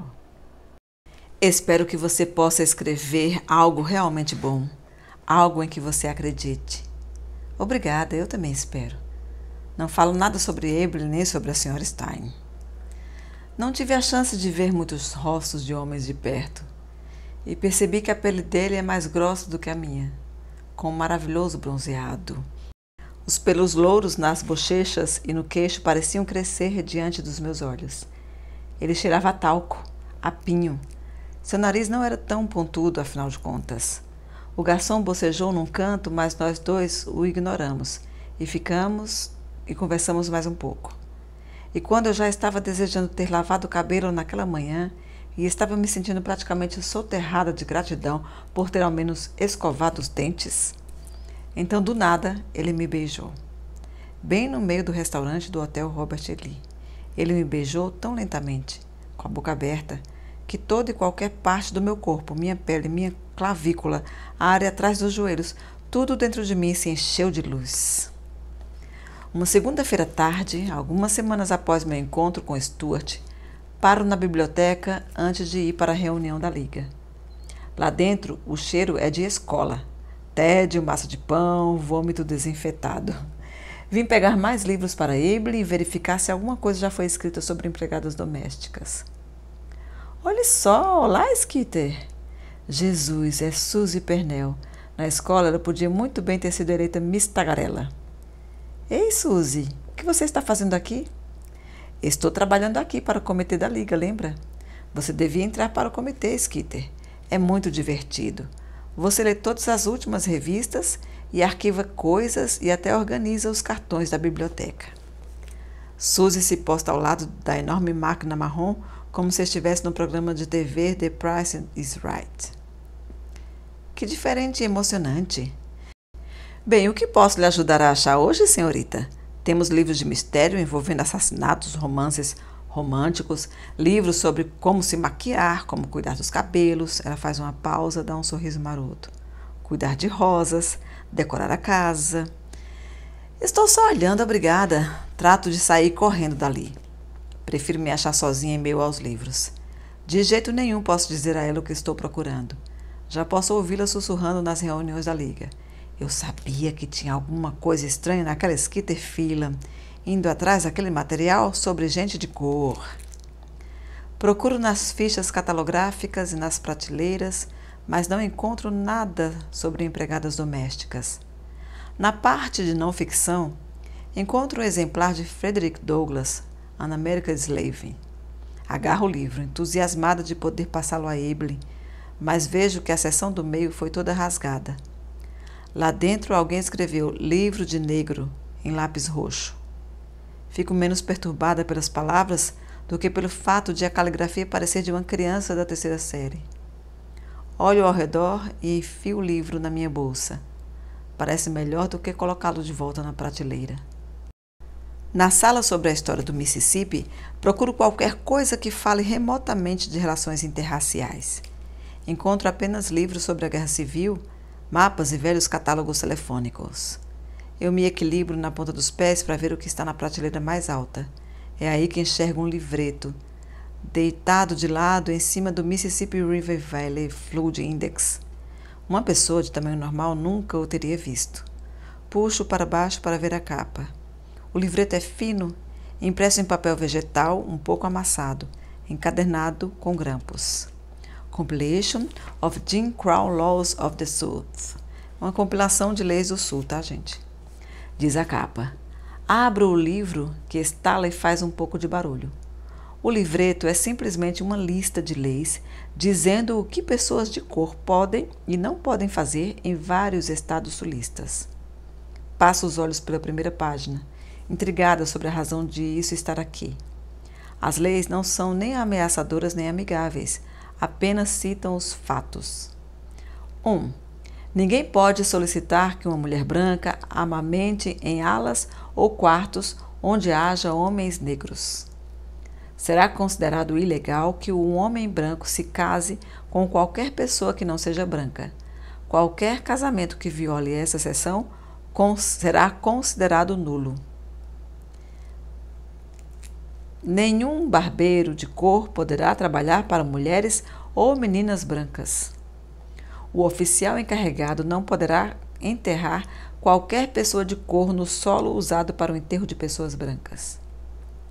Livros não deverão ser trocados entre escolas de brancos e escolas de gente de cor, mas deverão continuar sendo usados pela raça que primeiro os utilizou. Leio 4 das 25 páginas, estupefata com a quantidade de leis que existem para nos separar. Negros e brancos não podem partilhar bebedouros, cinemas, banheiros públicos, estádios, cabines telefônicas e espetáculos de circo.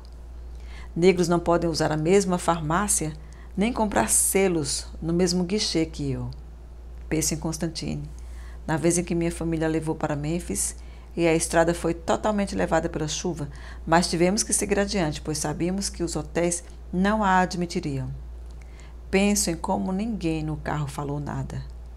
Todos nós sabemos dessas leis. Vivemos aqui, mas não falamos a respeito delas. Essa é a primeira vez que as vejo escritas. Balcões de lanchonetes, a feira estadual, mesas junto à piscina, hospitais. A lei número 47 eu preciso ler 2 vezes por causa do grau de ironia. O conselho manterá um prédio separado em um terreno separado para a instrução de todas as pessoas cegas de cor. Depois de vários minutos, me forço a parar. Faço menção de devolver o livreto ao seu lugar, dizendo a mim mesma que não estou escrevendo um livro sobre legislação sulista, que seria um desperdício do meu tempo. Mas então me dou conta, como uma concha que se abre na minha frente, que não há diferença alguma entre essas leis do governo e Healy construir um banheiro para Evelyn na garagem, a não ser 10 minutos de assinaturas da capital do estado. Na última página, vejo os caracteres que dizem propriedade da Biblioteca Jurídica do Mississippi. O livreto foi devolvido ao prédio errado. Rabisco minha epifania num pedaço de papel e o enfio dentro dele. Jim Crow ou projeto de banheiros de Healy? Qual a diferença? Enfio o livreto na minha bolsa. Suzy espirra atrás da escrivaninha do outro lado da sala. Sigo em direção à saída. Tenho uma reunião da Liga em 30 minutos. Sorrio para Suzy com uma dose extra de simpatia. Ela está sussurrando ao telefone. Os livros roubados da minha bolsa parecem pulsar em chamas. Skeeter, sussurra Suzy da escrivaninha de olhos arregalados. É verdade o que eu ouvi? Que você está saindo com Stuart Whitworth. É verdade? Ela coloca um pouco de ênfase demais no você e não consigo manter meu sorriso. Faço de conta que não a ouço e saio para a brilhante luz do sol. Até hoje eu nunca, em toda a minha vida, tinha roubado coisa alguma. Sinto um pouco de satisfação de que isso tenha acontecido embaixo do nariz da Suzy. Os lugares de recolhimento e de relaxamento que eu e minhas amigas preferimos são muito diferentes, como não poderia deixar de ser. Elizabeth está debruçada sobre sua máquina de costura, tentando fazer com que sua vida pareça impecável, comprada pronta numa loja. A minha é uma máquina de datilografia, escrevendo com veemência coisas que nunca vou ter coragem de dizer em voz alta. E Riley está atrás de um púlpito, dizendo a 65 mulheres que 3 latas por pessoa não são suficientes para alimentar todas aquelas PCFAs. Tudo isso é, as pobres crianças famintas da África. Mary Jolene Walker, entretanto, acha que 3 são mais do que suficientes. E não é um tanto caro transportar todas essas latas, meio mundo até a Etiópia? Pergunta Mary Jolene. Não faz mais sentido simplesmente mandar um cheque para elas? A reunião não começou oficialmente, mas Riley já está posicionada atrás do púlpito. Há um frenesi em seus olhos. Esta não é a nossa hora normal de fazer reuniões, à noitinha, mas uma reunião extra à tarde que Riley convocou. Em junho, muitos membros vão sair da cidade para as férias de verão. Depois, em julho, Riley partirá para sua viagem anual pela costa, que dura 3 semanas. Vai ser difícil ela confiar que toda uma cidade possa funcionar direito sem ela por perto. Riley revira os olhos. Não se pode dar dinheiro para essas pessoas que vivem em tribos, Mary Jolene. Não há mercados Titney 14 no deserto de Orgaden. E como é que teríamos certeza de que eles realmente alimentariam os filhos com dinheiro? Provavelmente iriam para a tenda local de voodoo para gastar o dinheiro numa tatuagem satânica. Está bem, Mary Jolene recua, com cara de tacho, parecendo ter passado por uma lavagem cerebral. Você deve ter razão. É esse efeito acuador que Riley exerce nas pessoas que faz dela uma presidente da Liga tão eficiente. Atravesso a sala de reuniões lotada, sentindo o calor nos olhares, como se um raio de luz brilhasse sobre a minha cabeça. A sala está cheia de mulheres comedoras de bolo, bebedoras de tab e fumantes da minha idade. Algumas estão sussurrando para as outras, lançando olhares na minha direção. Skeeter, diz Lisa Presley, antes mesmo de eu passar pelas garrafas térmicas de café. Ouvi falar que você esteve no Robert E. Lee uma semana atrás. É verdade? Você está mesmo saindo com Stuart Whitworth? Pergunta Frances Grimble. A maioria das perguntas não é maldosa, diferentemente da de Suzy na biblioteca. Ainda assim dou de ombros. Tento não atentar para o fato de que quando uma moça normal é convidada para sair com um rapaz, isso é apenas uma informação. Mas quando Skeeter Fuller é convidada por um rapaz, é notícia. Mas é verdade, estou saindo com ele. E já faz 3 semanas. 2 vezes no Robert E. Lee, se incluirmos o encontro desastroso. E mais 3 vezes sentados na varanda de frente da minha casa, bebendo alguma coisa antes dele voltar dirigindo para casa em Vicksburg. Meu pai até mesmo ficou acordado depois das 8 da noite para falar com ele. Boa noite, meu filho. Diga ao senador que agradecemos por ele ter refreado a lei de impostos agrícolas. Mamãe está tremendo, dividida entre o tremor de que eu possa estragar tudo e a alegria de que eu goste de rapazes.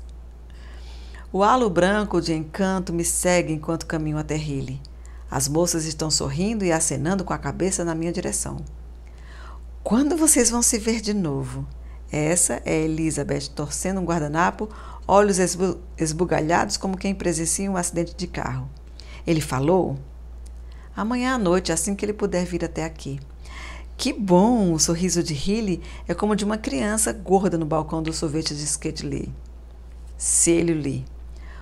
O botão do seu traje vermelho se projeta. Nós 4 vamos sair juntos então. Não respondo. Não quero que William e Hilly venham juntos. Quero ficar sentada só com Stuart, ele olhando para mim e só para mim. 2 vezes, quando estávamos sozinhos, ele passou a mão no meu cabelo, recolocando no lugar uma mecha caída sobre os meus olhos. Pode ser que ele não coloque meu cabelo no lugar se eles estiverem por perto. William vai ligar para o Stuart à noite. Vamos ao cinema. Tudo bem, suspiro. Estou louca para ver Deu a Louca no Mundo. Vai ser divertido, diz Hilly. Você e eu, e William e Stuart. Parece-me um pouco suspeita a ordem em que ela falou os nomes. Como se a questão fosse William e Stuart saírem juntos, e não eu e Stuart. Sei que estou sendo paranoica, mas tudo me deixa desconfiada agora. Há 2 noites, assim que cruzei a ponte que leva até o bairro dos Negros, fui parada por um policial. Ele apontou a lanterna para a caminhonete e iluminou minha bolsa. Pediu para ver a minha habilitação e perguntou aonde eu estava indo. Estou levando um cheque para minha empregada, Constantine. Esqueci de pagá-la. Outro policial parou, se aproximou da minha janela. Por que o senhor me parou? Perguntei, minha voz soando um tanto mais aguda que o normal. Aconteceu alguma coisa? Perguntei. Meu coração batia forte no peito. E se eles revistassem a minha bolsa? São uns lixos yankees que estão procurando encrenca. Nós vamos pegá-lo, senhorita, disse ele, alisando o cacetete. Faça o que tem que fazer e volte para a ponte. Quando cheguei à rua de Abilene, estacionei ainda mais longe na quadra. Caminhei até a sua porta dos fundos, em vez de usar a da frente. Durante a primeira hora eu tremia tanto que mal consegui ler as perguntas que eu havia preparado para Minnie. Com seu martelo, Hilly dá um aviso de que faltam 5 minutos para começar a reunião. Vou até a minha cadeira e coloco a bolsa sobre o colo. Repasso o conteúdo de repente consciente do livreto de Jim Crow que roubei da biblioteca. Na verdade, na minha bolsa está todo o trabalho que fizemos. As entrevistas com Abilene, Minnie, o resumo do que será o livro, uma lista de empregadas em potencial, uma resposta cáustica e não enviada que escrevi para o projeto dos banheiros de Hilly. Tudo que não posso deixar em casa, por medo de que mamãe vá bisbilhotar nas minhas coisas. Guardo tudo num bolso lateral que fica tapado sob uma aba. O material forma uma saliência. Skitter, essas calças de popelina são um amor. Como é que não as vi antes? Diz Carol Ringer, algumas cadeiras mais adiante, e eu olho para ela, sorrio pensando, por que eu não ousaria vestir roupas velhas numa reunião e nem você? Questões relacionadas a roupas me irritam, depois de tantos anos com a minha mãe pegando no meu pé.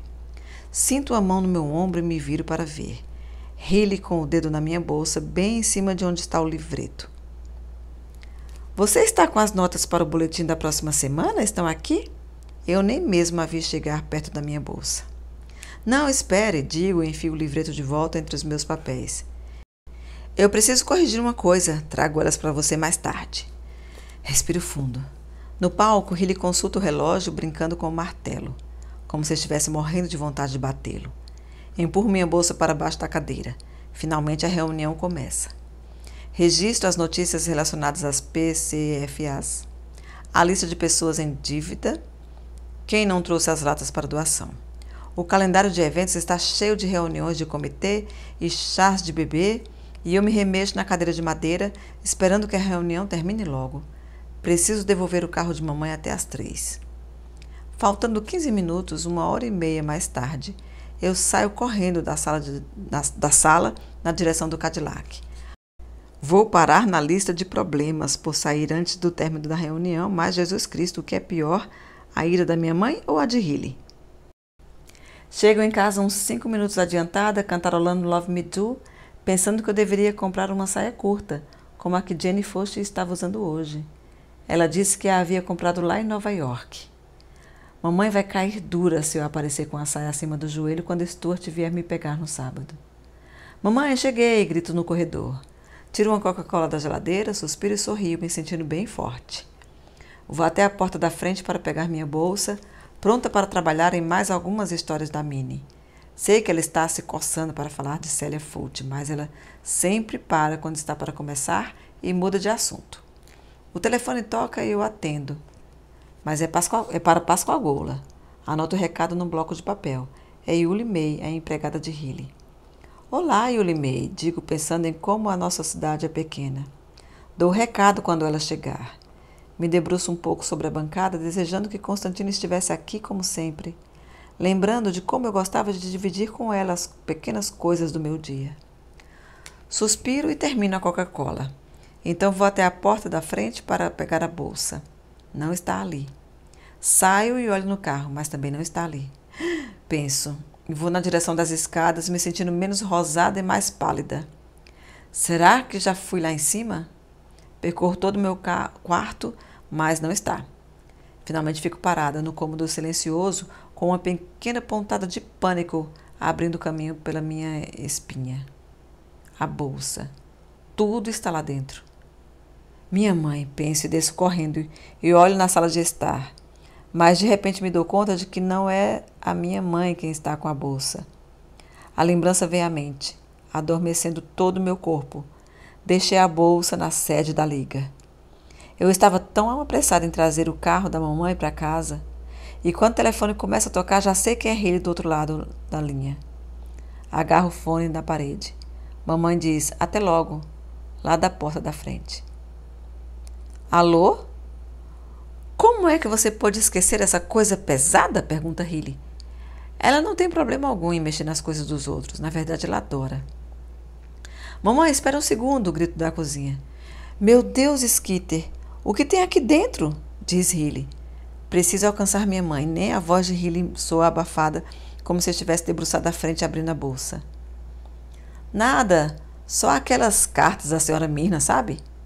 Bem, carreguei essa coisa até aqui em casa, então venha pegá-la quando puder. Minha mãe está ligando o motor do carro lá fora. Apenas guarde aí, eu passo assim que puder. Saio da casa correndo, mas mamãe já está bem afastada na saída de carros. Olho em volta e a caminhonete velha também não está lá. Saio levando semente de algodão para algum lugar nos campos. O buraco no meu estômago é chato e duro e quente, como um tijolo no sol. Lá adiante na estrada, vejo o Cadillac diminuir a velocidade e depois parar. Então avança novamente e para. Devagar ele dá ré e zigue-zagueia pelo terreno acima. Pela graça de um Deus de quem, na verdade, jamais gostei e no qual menos ainda acreditei, minha mãe está voltando. Não posso acreditar que esqueci a forma de Suiene. Pulo no assento do passageiro e espero ela embarcar de novo no carro. Ela coloca as mãos no volante. Me deixa na casa de Hilly? Preciso pegar uma coisa lá. Pressione a mão contra a testa. Oh, Deus, rápido, mãe, antes que eu chegue tarde demais. O carro não sai do lugar. Skater, tem 1 milhão de coisas para fazer hoje. O pânico está subindo pela minha garganta. Mamãe, por favor, dirija. Mas o desvio continua parado sobre o cascalho, fazendo um tic-tac que mais parece uma bomba. Olhe, diz mamãe, tem umas coisas pessoais para resolver e acho que seja uma boa hora para você vir junto. Acho que não seja uma boa hora para você vir junto. Vai demorar só 5 minutos, vai, mamãe. As mãos da minha mãe, enfiadas em luvas brancas, continuam pousadas no volante do carro, os lábios apertados. Acontece que eu tenho uma coisa confidencial e importante para fazer hoje. Não posso acreditar que a minha mãe tenha qualquer coisa mais importante a fazer do que aquilo que estou contemplando. O quê? Uma mexicana tentando se juntar ao DAR? Alguém foi pego lendo o New American Dictionary. Mamãe suspira e diz, está bem. Ela engata a marcha com cuidado para a posição de dirigir. Muito bem, lá vamos nós. Rodamos pela Alameda a mais ou menos 100 metros por hora. Com toda a calma para que os pedregulhos não danifiquem a pintura. No final da Alameda, ela liga o pisca com toda a pompa, como se estivesse realizando uma cirurgia cerebral, e arrasta o Cadillac até a estrada estadual. Meus punhos estão cerrados. Piso fundo no meu acelerador imaginário. Minha mãe sempre parece que está dirigindo pela primeira vez na vida. Na estrada estadual, ela acelera para 25 por hora e agarra a direção como se estivéssemos a mais de 160. Mamãe, digo finalmente, deixa eu dirigir. Ela suspira. Fico surpresa ao ver que ela para o carro na grama alta. Saio e contorno o carro enquanto ela desliza para o assento do acompanhante.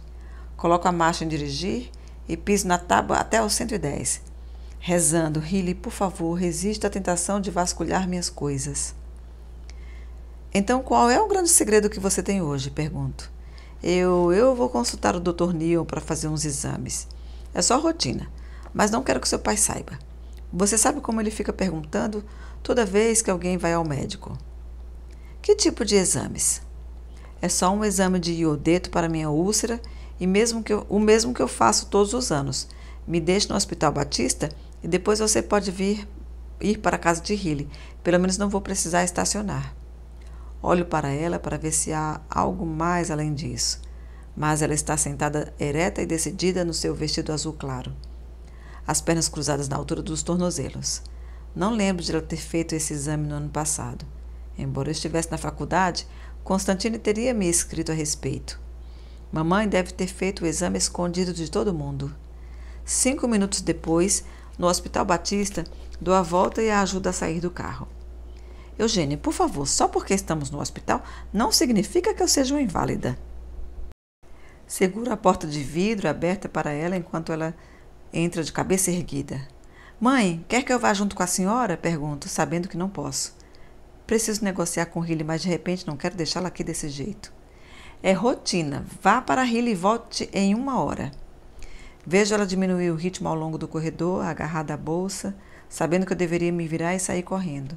Mas antes de fazê-lo, me pego pensando em quão frágil e delicada minha mãe se tornou. Ela costumava encher o cômodo inteiro só ao respirar. E agora parece que ela encolheu. Ela faz uma curva no corredor e desaparece, atrás de paredes amarelo pálido. Observo um segundo mais antes de sair correndo em direção ao carro. 1 minuto e meio depois, estou tocando a campainha de Riley. Se esta fosse uma ocasião normal, eu falaria com Riley sobre a minha mãe. Mas não posso distraí-la. O primeiro momento é que vai me dizer tudo. Riley é uma mentirosa excepcional, exceto pelo exato instante antes de ela falar. Riley abre a porta. Sua boca está contraída e vermelha. Olho para baixo para suas mãos. Elas estão apertadas como uma corda cheia de nós. Cheguei tarde demais. Que rápido, diz ela, e sigo para dentro de casa. Meu coração está aflito no peito. Não tenho certeza de estar respirando. Lá está aquela coisa horrorosa. Espero que você não se importe. Tive que checar algumas informações sobre a reunião. Eu a encaro. Minha melhor amiga tentando avaliar o que ela leu nas minhas costas. Mas seu sorriso é profissional, se não reluzente. Os momentos em que eu se poderia ler a verdade já se passaram. Quer beber alguma coisa? Não, estou bem. Então acrescento. Quer jogar um pouco no clube mais tarde? Está tão bonito lá fora. O William tem uma reunião de campanha, então vamos ver. Deu a louca no mundo. Tento perscrutá-la. Ela não havia me convidado apenas 2 horas antes para um encontro de casais em que veremos esse filme amanhã à noite? Deslizo lentamente até o final da mesa de jantar, como se ela pudesse pular em cima de mim, se eu me mexesse rápido demais. Ela pega um garfo de prata no buffet e passa o indicador sobre os dentes. Sim, ouvi falar que o Spence Tracy está divino, digo. Casualmente dou uma olhada nos papéis dentro da minha bolsa. As anotações de Abel e Minnie ainda estão enfiadas lá dentro do bolso lateral, abaixo da aba, devidamente fechado. Mas o projeto dos banheiros de Riley está no bolso principal, com o papel onde eu escrevi Jim Crow ou o projeto de banheiros de Riley. Qual a diferença? Ao lado disso está o rascunho para o boletim, que Riley já andou lendo. Mas o livreto, as leis, procuro novamente. Se foi. Riley inclina a cabeça e me olha com olhos apertados. Sabe, eu estava me lembrando de que o pai de Stuart apoiou Ross Barnett quando combateram aquele rapaz de cor que entrou na Ole Miss. Eles são muito próximos, o senador Whitworth e o governador Barnett. Abro a boca para dizer algo, qualquer coisa, mas então William Jr., de 2 anos, entra. Olha quem está aqui! Riley pega no colo, funga o pescoço dele. Você é perfeito, meu menino, perfeito, diz ela. William olha para mim e grita. Bem, bom cinema para vocês, digo, dirigindo-me para a porta. Obrigada, diz ela. Desço os degraus, do vão da porta, Riley acena, abana também com a mãozinha de William. Ela bate a porta antes de eu chegar até o carro. E assim terminamos mais um vídeo. Nossa, esse foi grande, gostei. Eu adoro este livro, gente. Eu espero que vocês também. Curte o vídeo, mostra para os seus amigos, suas amigas, se inscreve no canal. Tchau!